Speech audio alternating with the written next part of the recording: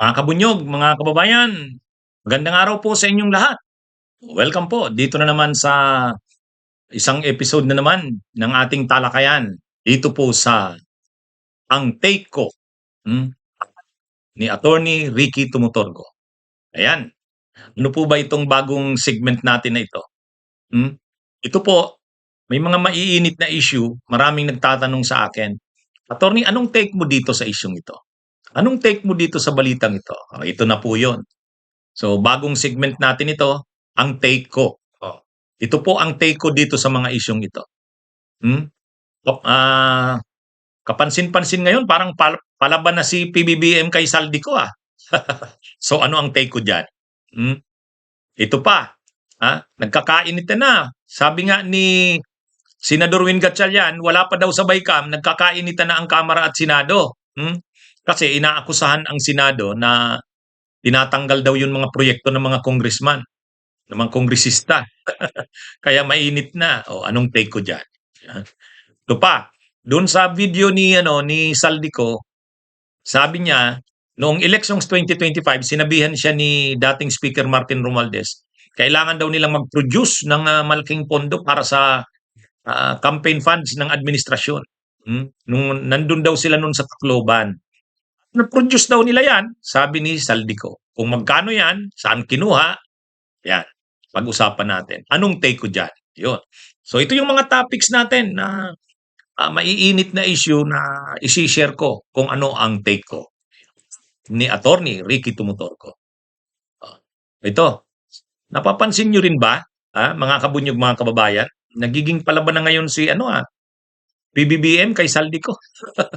ha? Nagiging palaban. Halos araw-araw may press con. Araw-araw may press con. Nung isang araw, sabi niya, wag ka nang umuwi ka na dito, Saldico. Kung talagang matapang ka, panindigan mo yung sinasabi mo, wag ka nang tago ng tago.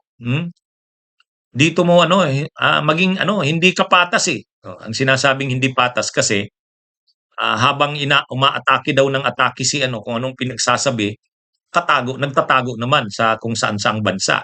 Kaya sabi ni PBBM, kung matapang ka, kung umuwi ka na dito, huwag kang magtago. Kasi siya daw, sabi ni PBBM, hindi naman daw siya nagtatago. Para daw patas. Pagkatapos, nung isang araw naman, sabi naman ni PBBM, ang abogado niya ni Saldico, pinipilit kaming pinipilit kaming i-blackmail. Na kapag daw, basta daw wag nang i-cancel yung passport ni Saldico, ititigil na rin daw ni Saldico ang paglabas ng mga video at mga pahayag. Pero sabi ni PBBM, we don't negotiate with criminals. At ito ang tandaan mo, Saldico. Kahit ano pang gawin mo ng mga video o kung ano man, kakansila ang passport mo. Yun ang sabi ni PBBM. Kaya matatapang salita yan. At ang latest, kahapon, inanunsyo ni PBBM na inorderan niya na ang Department of Transportation na i-secure yung mga air assets ni Saldico ng SunWest, pati yung Misibis Aviation na kay Saldico rin. Sabi ni PBBM na nalaman daw kasi nila na tinatago yung mga air assets ni Saldico doon sa Singapore at sa Malaysia. Kaya may order daw siya sa Department of Transportation na gawin ang lahat ng paraan para mabawi ng gobyerno ang mga air assets na yan. Siyempre, napakamahal ng mga yan. Napakamahal na yan. Yung Gulfstream na isa, yung private jet, ay magkano yun? Ilang bilyon kaya yun? At hindi lang kasi isang private jet niya, dalawa yata yun, tapos ilang choppers yun. Yan yung kaya na-monitor daw na parang tinatago doon sa Malaysia, sa Singapore.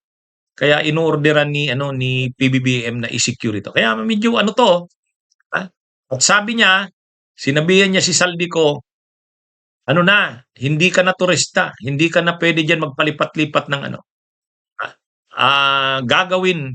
Actually, hindi naman talaga kasi si Marcos si PBBM magsalita.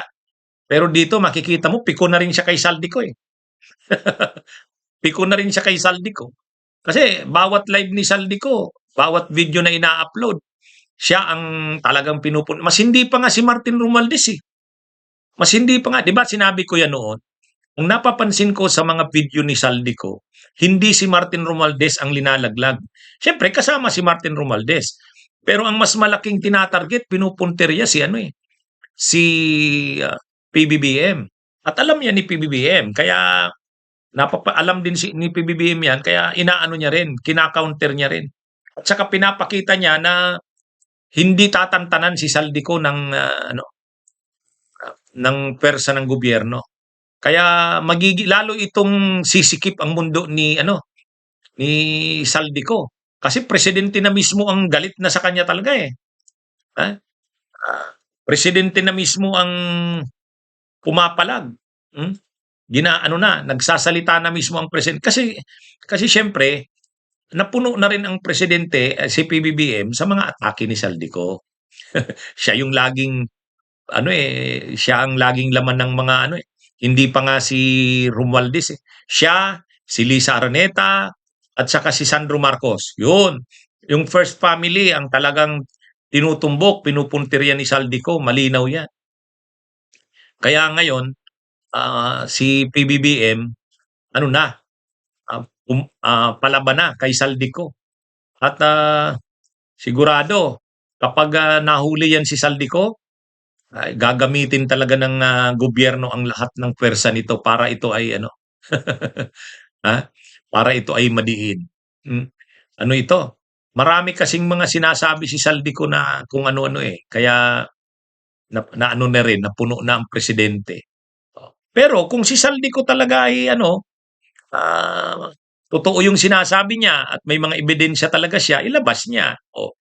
Yan, magkakaanoan dyan.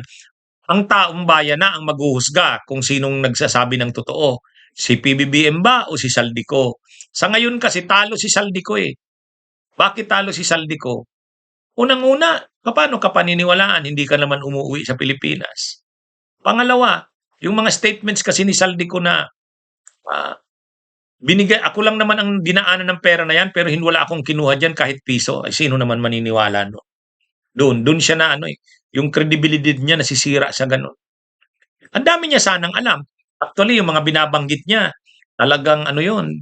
Pwedeng alam niya naman talaga yun kasi ikaw ba naman yung House Appropriations Committee Chair eh. Kahit yung linabas niyang sulat niya daw kay PBBM noong February 2025, ina-outline niya doon yung mga nangyari sa budget. Ano rin yun? Alam niya talaga yun. Pwedeng totoo yun. Kaya lang, ang problema kasi, hindi siya umuwi eh. Ang tao, ang gusto niyan, kung talagang matapang ka, manunumpa ka sa mga sasabihin mo, sinasabi mo, at sasagutin mo lahat ng tanong sa'yo. Yun. Pag nakita ng tao na hindi nagbabago ang pagsagot mo, talagang direkta at saka diretsahan, hindi ka natatakot, napaka-straightforward na mga answers mo, yun, mapapansin naman yung mga actuations mong ganyan, bibilib ang tao. Hindi nga ito nagsisinungaling. At nagpapakita ka pa ng mga ng mga ebidensya mo, mga resibo, text message. Sabi kasi ng abogado niya, si Attorney Rondain, mayroon daw mga text messages yata. Sila Lisa Araneta, sila PBBM kay Saldico. O di ipakita. Ipakita, yun yung doon, yun yung kailangan doon.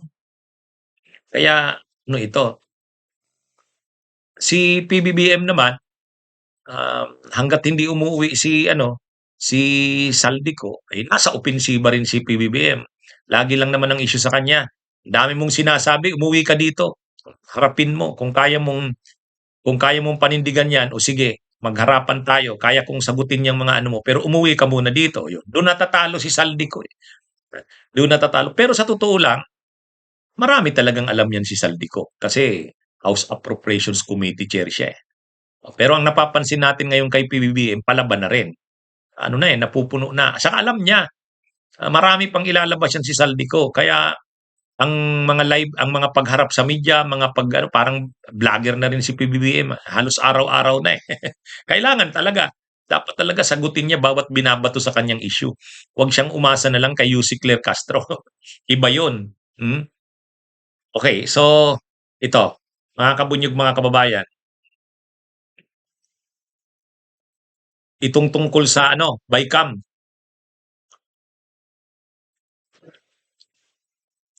Itong ano, BICAM, wala pang BICAM, sabi ni Senador Win Gatchalian, wala pa ngang BICAM, mainit na eh.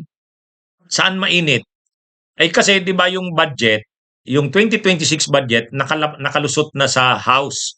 Nandun na sa Senado. Sa Senado na ngayon ang bola. Ang problema, sabi ni Senate President Soto, mayroon daw mga black propaganda, tawag niya black propaganda eh, na sinisiraan daw sila sa Senado. Galit daw ang mga kongresista kasi tinatapyas daw nila yung mga projects ng mga districts ng congressman, mga kongresista. Namumonitor daw ng mga kongresista na tinatapyas yan.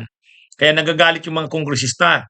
Siyempre, ang gusto ng mga kongresista, yung linagay nilang projects dyan, huwag niyang aalisin.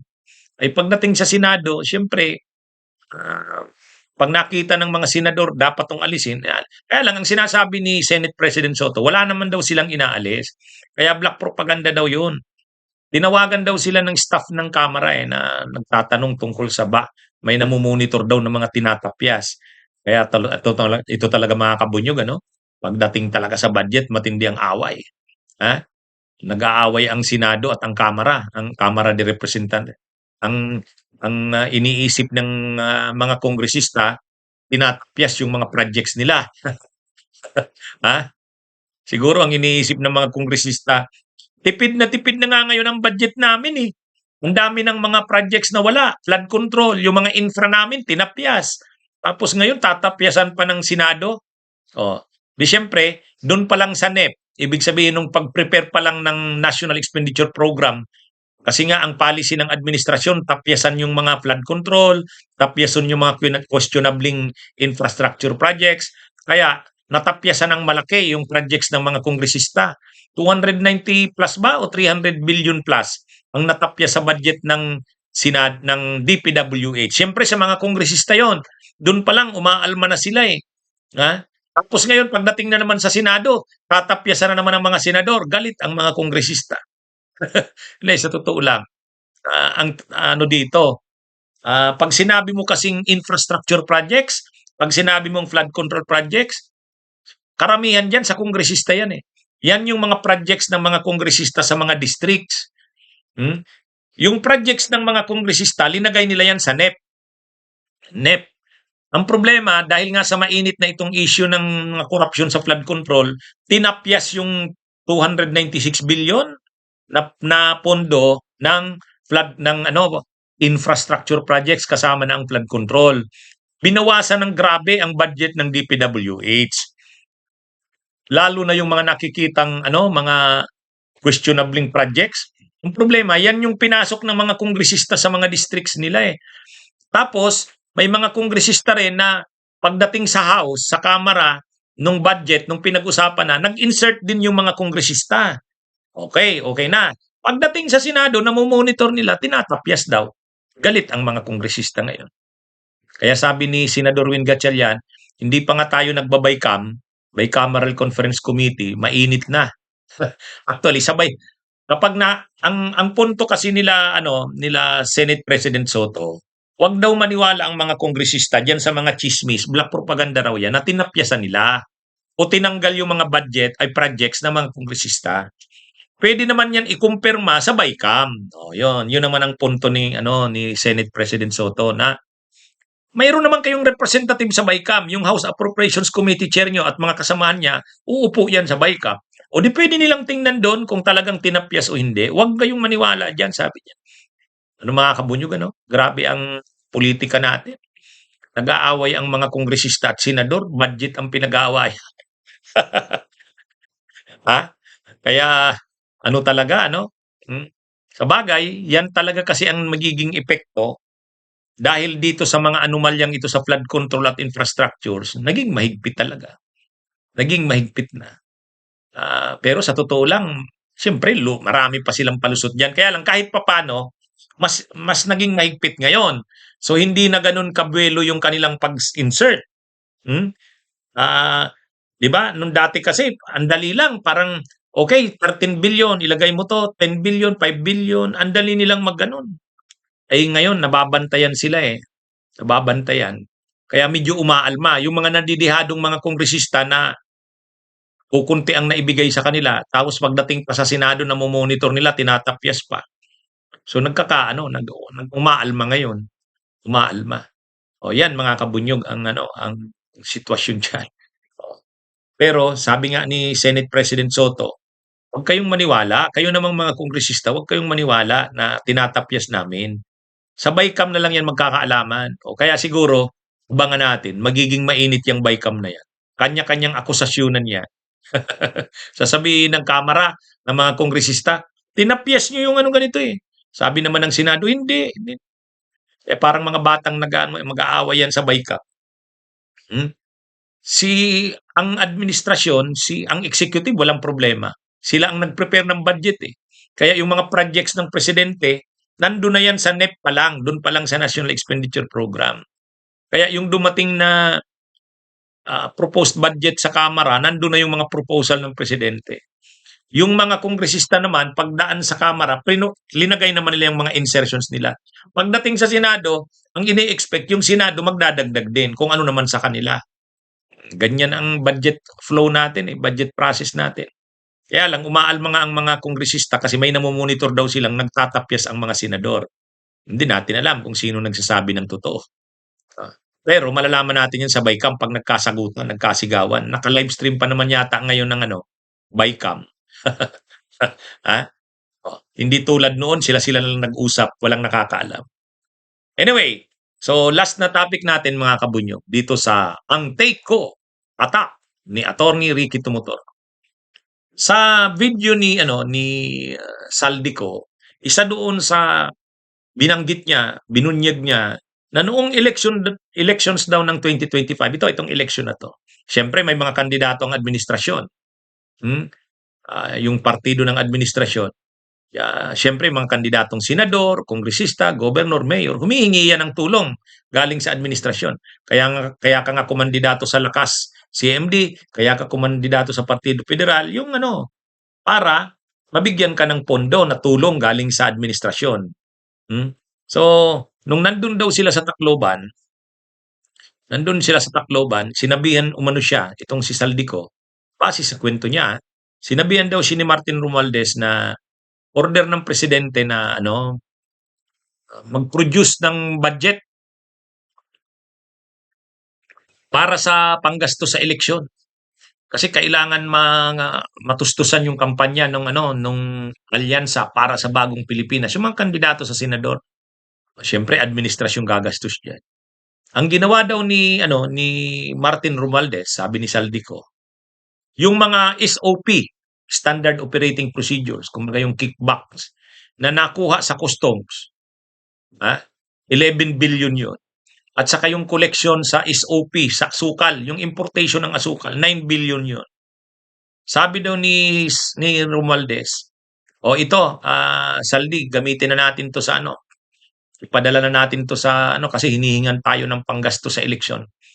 Buo-buo 20 billion daw yon, sabi ni Saldico. So, anyway, itong mga sinasabing ito ni Saldico, matitindi sana to. Kung ilalabas ito ni Saldico na sinusumpan niya, at saka niya talaga, ipipresent niya yung mga ebidensya niya na totoo yung sinasabi niya, yung mga documents niya, at saka yung kung may text messages pa, yun. Ayan, magiging kapanipaniwala yan. Yun sana. Kasi matindi itong mga sinasabi niya. Ini-expose niya talaga yung kabulukan ng sistema ng korupsyon sa Pilipinas.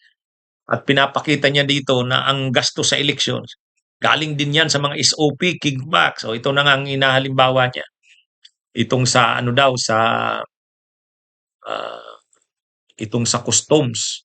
Yung kickback daw sa customs ng administrasyon, 11 billion. Importation ng asukal, 9 billion. At yung lahat ng yon, sinabi sa kanya ni Romualdez, ito, wag na natin itong pakialaman kasi gagamitin ito sa kampanya.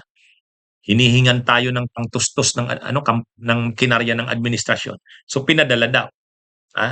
Yan yung ano ito? Alam nyo, kung si Saldi ko lang ay magiging ano, yung whistleblower na totoo. Unang-una, sasabihin niya talaga lahat. Pangalawa, aaminin niya na siya rin ay sangkot at nanginabang. Isasauli niya yung mga napakinabangan niya at sasabihin niya lahat. O yun, ha? Pagka ganun ang ginawa niya, grabe. Talagang matindi ang mga ano niya, binubunyag niya eh. Yan, actually, yung mga binubunyag niya, yun yung kailangan lumabas. Yung mga sinasabi niya, yan yung kailangang lumabas. Kasi walang naglalabas niyan. Hindi naman yan alam ni Alcantara eh. Hindi rin yan alam ni Yusek Bernardo. Hindi rin yan alam nila Bryce Hernandez. Yung mga connection-connection na sa Malacanang, kila Romualdez, yung ano na, mga, ano na yan eh, sa inner circle na yan ng administrasyon. Kaya si Saldi ko sana talaga, kung gusto talagang managot ang lahat ng sangkot hanggang Malacanang, hanggang lahat, pati presidente, pati speaker, si Saldi ko talaga ang pinakaano niyan. Kaya lang, ang problema kasi nga sa kanya, ang gusto niya, siraan lang ang presidente, siraan si Martin Romualdez, siraan si Lisa Araneta, siraan ang First Family, si Sandro Marcos. Pero siya, malinis siya. Hindi siya sangkot sa lahat ng yan. Ginamit lang siya. Eh, wala namang maniniwala sa ganun. Kaya nga sayang ng mga ini-expose niya. Sayang. Napakaseryoso ng mga aligasyon mo. Tapos sasabihin mo, hindi ka nanginabang diyan. Di ba? At saka dapat, isauli niya yung ano, kaya lang, isasauli niya ba yung, ano na, ilang bilyon na ba ang ano niya, ninakaw niya, ni Saldico? Hmm? Ilan na yan ang air, sa air assets pa nga lang, ilan na yun? Grabe. Kaya, sa totoo lang, mahirap talaga kasi naging gahaman ng masyado si Saldico. Kaya lang naman siya napipilitang ibunyag na yung mga alam niya kila Marcos, kila Romualdez, kila Saldico, ay kila Sandro Marcos, kila Lisa Araneta kasi naipit na siya, saka galit na siya. Parang siya yung ano eh, sabi niya nga mismo, siya yung poster boy ng katiwalian.